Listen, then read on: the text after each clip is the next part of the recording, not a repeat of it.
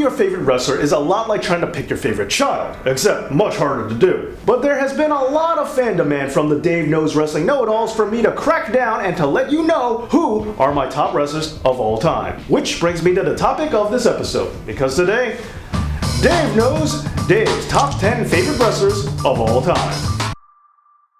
Just like the mic workers list and the underrated wrestlers list, this was not an easy one to do. When it comes to naming a top 10 list, I tend to want to cram 20 guys onto it. Truth be told, if you ask me this by tomorrow, while my top guys will probably be the same, the rest of my list might end up being slightly different. That's how fluid and tenuous this is for me. So without further ado, let's get into my top 10, for now because it might change at any moment, favorite wrestlers of all time. Number 10. The Undertaker. My favorite gimmick of all time, followed by a man who was surprisingly athletic for his size and had a career older than most John Cena fans. The Undertaker managed to transcend so much of wrestling that he almost belongs in a category unto himself. As far as I'm concerned, he was the only person who could pull this character off to this level of success. He carried a lore with him that made you truly believe that he was more than just a mere mortal, and a mythos that could never be matched. The only reason he doesn't rank higher on this list is because following some poor booking practices like the Underbiker phase, WrestleMania 30, and Roman Reigns, I tend to have a lot of sour memories attached to his career. But ultimately, those memories are only sour because I know that he deserves so much better. Number 9. CM Punk. CM Punk makes my list because he reinvigorated wrestling for me when I thought it was not even possible to do. At a time when there seemed to be very few people within the WWE who felt about wrestling the way I feel about wrestling,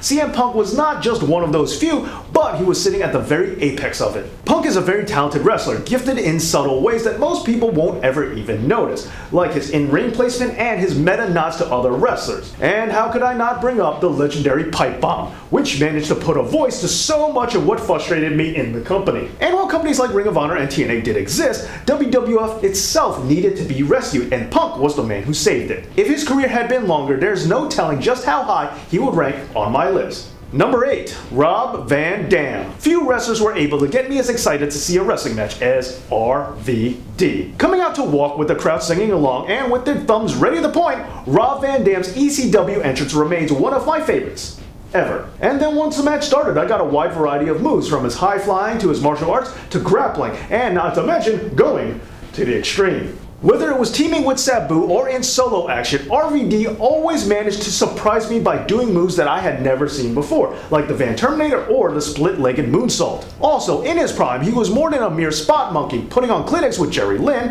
and on top of all of this, he had his epically long TV title run that managed to elevate a mid-card title to main event status. And one of my only gripes about him was that he wrestled just a little stiff at times. Number 7. Mr. Perfect. Curt Hennig truly lived up to his name for me. A wrestler who could do no wrong throughout his WWF career, Perfect was a gifted wrestler in almost every sense of the word. Grappling, technicality, storytelling, he could do it all. Plus his personality was undeniable as pure gold. The Mr. Perfect vignettes and his promos were some of the most memorable TV ever in all of wrestling. Also, Perfect managed to consistently put on great matches. His SummerSlam 1991 Intercontinental title match being one of my favorite matches ever. Unfortunately, his WCW career and most of what came after left a lot to be desired, and like so many others, he deserved better than that. Number 6. Eddie Guerrero. Latino Heat's title win against Brock Lesnar is one of my favorite wrestling moments. His WrestleMania 20 match against Kurt Angle that he won with a loose boot was brilliant as far as I'm concerned. Beyond that, his career was that of a man who kept on pushing. He overcame addiction and managed to break into his own on multiple occasions. When I first saw Eddie, I remember believing that he was one of the wrestlers that would truly be the future of wrestling. And even though he was a technical marvel, that label didn't define him, as he eventually allowed his charisma to shine through with his Latino Heat gimmick. And taking big risks and breaking out into his own was nothing new for Eddie. Early in his career, he voluntarily unmasked as a luchador, which was unprecedented. Reinventing himself and wrestling conventions, Eddie Guerrero changed the game for the entire industry. And also, Eddie Guerrero was one of the few wrestlers that I could remember crowds chanting his name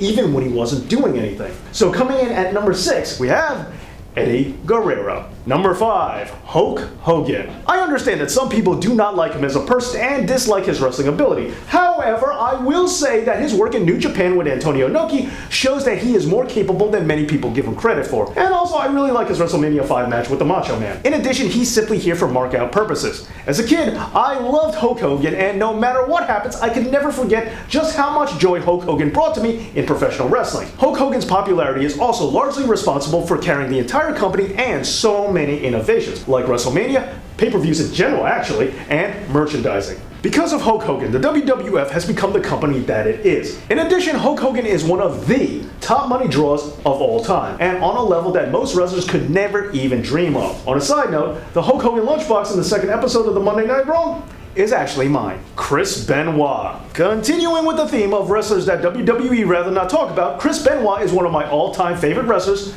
period. And I do believe that his brain damage caused his terrible actions, and I do not condone them whatsoever. However, as far as his ring work goes, he is one of my favorite wrestlers to watch. His Best of 7 series with Booker T was amazing, and his matches with Kurt Angle were some of my all-time favorites. He also has the ability to make bad wrestlers look better, and I truly believe he can carry his opponent better than anyone ever could, making him the best supporting wrestler of all time. And while he may be rough on the mic, he had a quiet intensity that exuded charisma. Like Jeff Hardy, Brock Lesnar, or Shinsuke Nakamura, I've always been amazed at guys who could get over without ever needing to utter a single word. Not only do I think guys like Benoit could get away without talking, I actually think it's best when they don't. Benoit has also been involved in some of my favorite parts of pro wrestling. He was a horseman, a dungeon graduate, and wrestled in ECW, WCW, and WWF. Number 3. Curt Angle. Very similar to Benoit, but with much better mic skills. I first saw Curt Angle before his televised debut in a Raw Dark match. You see, sometimes it does pay to show up early. With his intensity, integrity, and intelligence,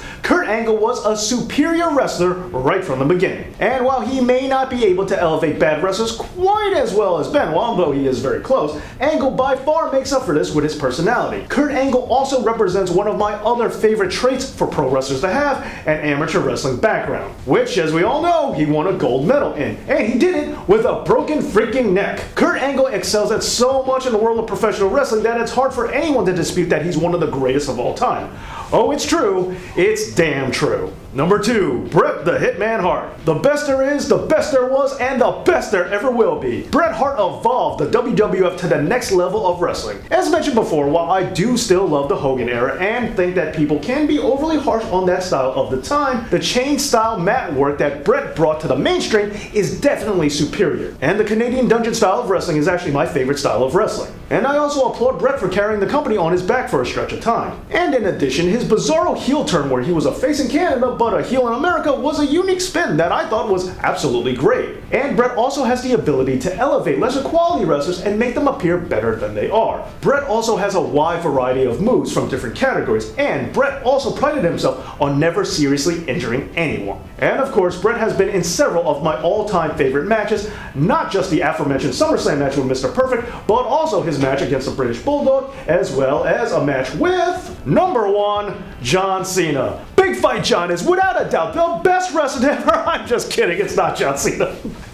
Number 1, Stone Cold Steve Austin. Well, Austin might seem like a total about-face on many of the things that I've been praising the last few entries on this list for, he's still my favorite and for many reasons. I totally acknowledge that in the main event scene, he was not a ring technician, and while I do tend to hate punch kick machines, I like to look back on Austin's style not just as a Hollywood blonde or as the ringmaster, which he did wrestle very well as too, but also I like to look at the pre-neck break version of Stone Cold. The debate will always rage on about whether his style changed because of the injury or if the WWE would have watered him down eventually anyway. Either way, his smash mouth wrestling style that he brought to the King of the Ring and his feud with Bret illustrated storytelling in moves in a way I had never seen before. All of his moves were adapted and carefully chosen to reflect his persona. It was an aggressive selected moveset with a level of thought put into it that I would actually like to see happen more often. His mic skills were incredible and he brought merchandise sales to new heights. Oh, and also, he's the biggest money draw in wrestling history. Like Hogan, nostalgia does carry a lot of weight with me,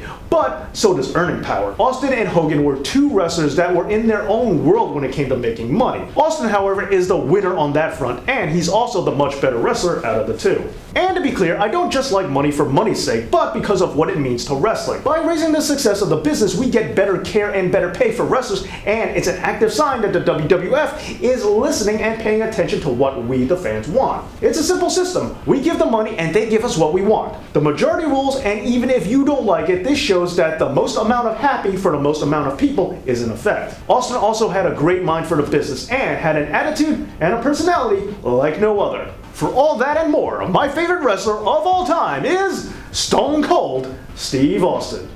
Well, there you go, that's my list. But tell me, who are some of your favorite wrestlers? Let me know down in the comments, and don't forget to follow me on Twitter as well as checking out my Patreon page. Thank you for all the support you have to give, and this has been Dave Knows.